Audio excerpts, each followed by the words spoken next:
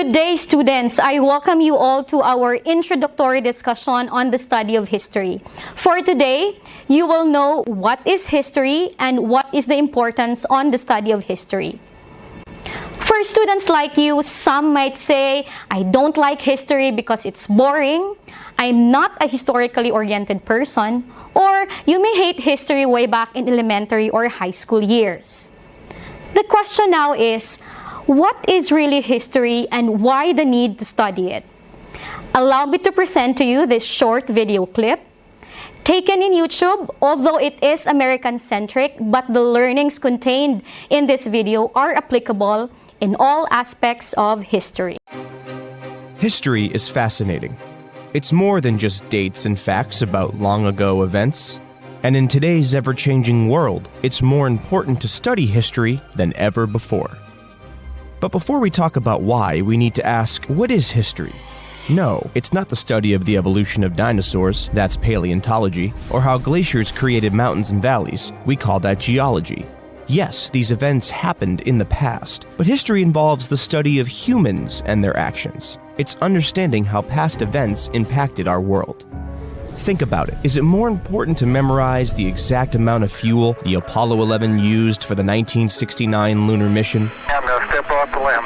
Or to consider the impact landing on the moon had on the world and our understanding of human capabilities? That's one small step for man. The larger argument of how the Apollo 11 mission impacted science, technology, and humankind is what makes history. So, why do we study history? To guarantee we're not doomed to repeat it? It's true that by studying history, we can learn from our past mistakes, but we can also gain insight into why people, cultures, governments, and countries are in their current state. Take the country of Iran, for example. Tensions between Iran and the West came to a head during the Revolution of 1979, when the US-supported monarchy was overthrown and an Islamic republic was established. Fast forward to today, and you can start to understand the tension between these two nations. Speaking of the United States, studying how the U.S. Constitution and the rights afforded to different peoples has evolved over the past 200 years can help us understand our modern government, businesses, culture, and politics. From the abolitionists and women's suffrage to the civil rights movement and present-day protests, these events and the people who led them continue to inspire generations of people who want to make an impact. Okay, let's recap. Why is it important to study history? Well, studying history allows us to develop critical thinking skills, which make us ask questions and seek out multiple perspectives to develop a more informed view of the world around us. It helps us see how we arrived where we are, but also that the only constant is change. By knowing what has worked or what has not worked in the past, we can continue to improve and move forward. So, given all this, why not soak up as much about history as you can? To learn more about the Bachelor's and Master's in History programs at Southern New Hampshire University, visit snhu.edu. How did you find the clip? Did you enjoy watching it? What realizations did you have after watching it? So class, studying history allows us to understand how people and societies behave. In the video clip, for example, we are able to evaluate war even when the nation is at peace by looking back at previous events. It allows us to understand why nation creates laws, engage into wars, and historical events that allowed nations or countries like us to where we are today. I hope that this short introduction will inspire you to study, discover, and explore history in the hope that you will develop critical thinking skills. Students, let us all have a productive and meaningful semester. So, again, I welcome you all to our third module for GE 1213, Life and Writings of Rizal. So, class, as you can see, I started with a very interesting introductory discussion on why study history, because that is some sort of bringing you to the setting that there are a lot of things that we can understand in history that would allow us to understand our present day situation. And the same thing that is the goal of our third module, it will again ask you, because Rizal is like studying history and there are a lot of things that we can glean onto his life. But as to the basic question, why study the Rizal subject? And this question will be answered at the end of today's session. And so, there are two very important reasons why you are here listening to me, reading your notes for the last two modules, and you are still compelled to do this all throughout the semester. So the question is, why are you studying the Rizal subject? And for one basic reason, and that is reason number one, because it is mandated by law and through RA 1425. And because there are things that you have to understand in this subject that is also enshrined in the law itself. Basically, Republic Act number 1425 mandated for the following.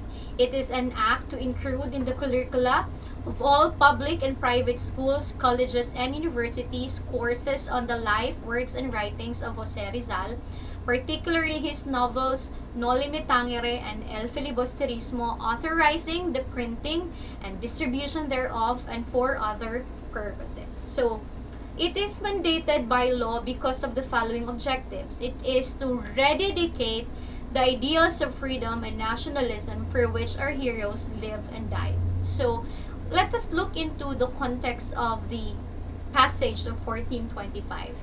Before the passage of 1425, Ramon Magsaysay, the president during that time, through the initiation of the proponent of the bill, Claro Imrecto, recognized the need to rededicate the lives of the youth, especially the Filipino people.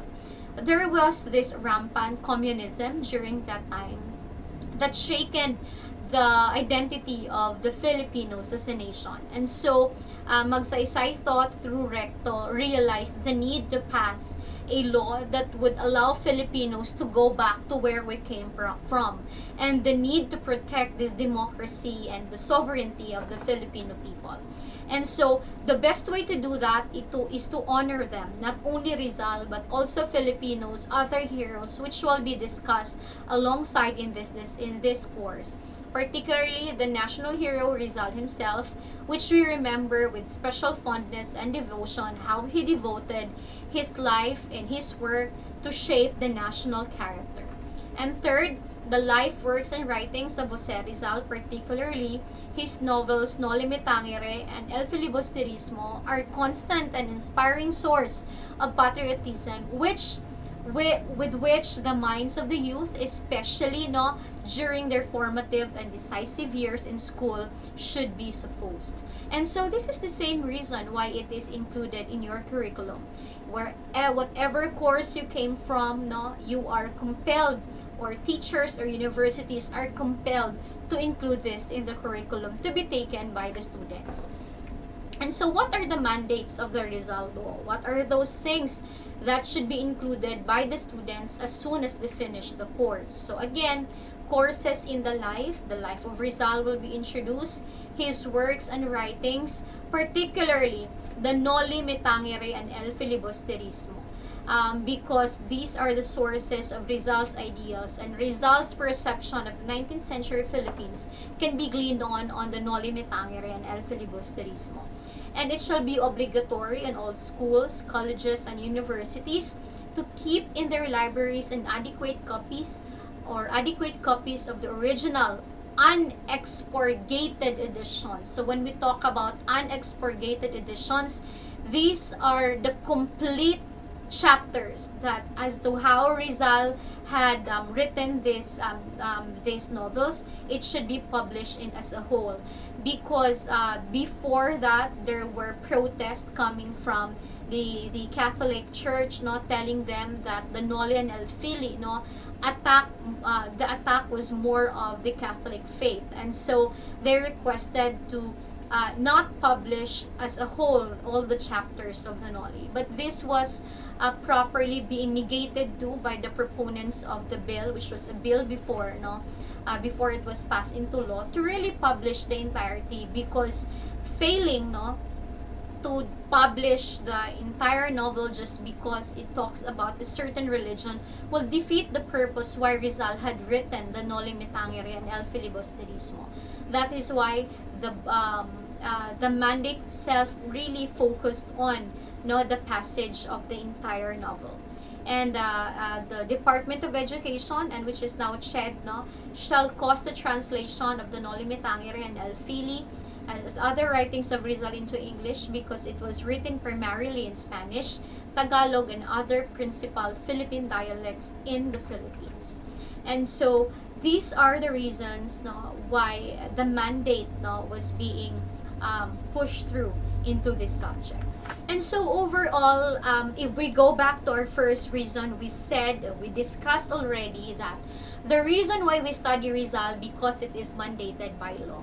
But I think just focusing on the mandate would not be enough. As your teacher, I believe that there are things more than the law itself that the law intended of. And that is the reason why I will be discussing the second reason why you are compelled or encouraged to enroll this subject. And the second reason, which I will discuss, is because of the lessons contained within the course. And these are the reasons that I think very essential why you are here in the first place. The students are expected to recognize the importance of Rizal's ideals and teachings in relation to the present conditions and situations in the society. Because, as you see, the conditions of the 19th century Philippines, the maladministration of justice, the inequality between the law, racial discrimination, and all of those evils are still present in the 21st century. So if you go back to that definition, you will understand that the reason why this subject is being presented to you all over again, it's because there are similarities in the 19th century Philippines that are still present in the 21st century Philippines. And there are no more Rizal who will help us today. But we have a lot of new generation of youth, Filipino youth, who are potential to understand and who can solve the varying issues that we have in the Philippines. You're also encouraged to apply such ideals in your current social, even in your personal problems and issues.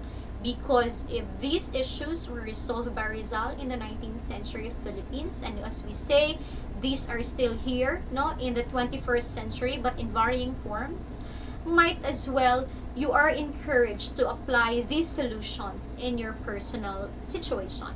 And you are expected to develop an appreciation and deeper understanding of all Rizal had fought and died for. Because at the end of the day, these lessons will not be put into greater appreciation, not unless you apply it to yourselves and to your contribution to the Philippines.